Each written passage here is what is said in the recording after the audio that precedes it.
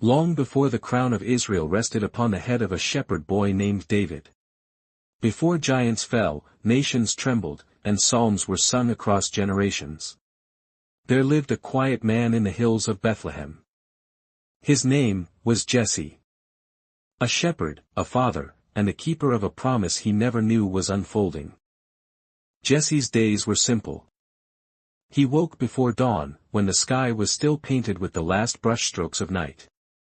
With staff in hand, he led his flock across the steep, rugged paths surrounding Bethlehem. The world knew him as a shepherd, one of many in Judah. A man who smelled of wool and wilderness. A man whose hands were rough, back bent, and voice soft from singing to sheep.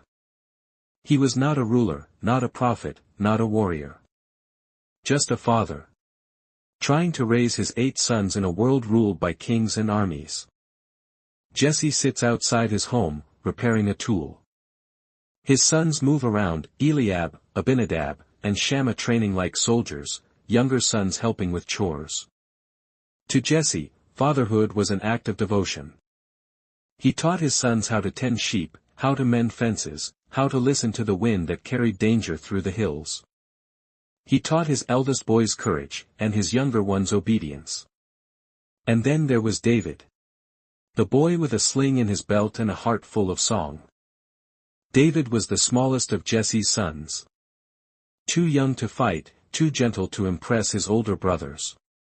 While Eliab stood tall like a soldier, David stood small among the sheep.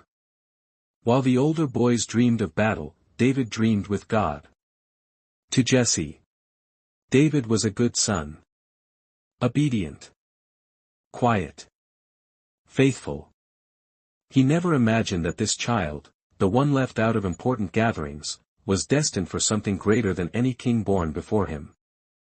One day, Jesse received a summons that shook his household. The prophet Samuel, God's voice to the nation, was coming to visit. Jesse's heart pounded with questions. Had he offended God? Was there danger? Or a blessing? He gathered his sons, all except David, who remained with the sheep. Samuel looked at each of Jesse's sons, Eliab, tall and impressive. Abinadab, disciplined and strong. Shammah, confident and brave. But God whispered to Samuel, not this one, not this one, nor this one. Confusion filled Samuel's eyes. He turned to Jesse. Are these all your sons? There remains the youngest, but he is keeping the sheep.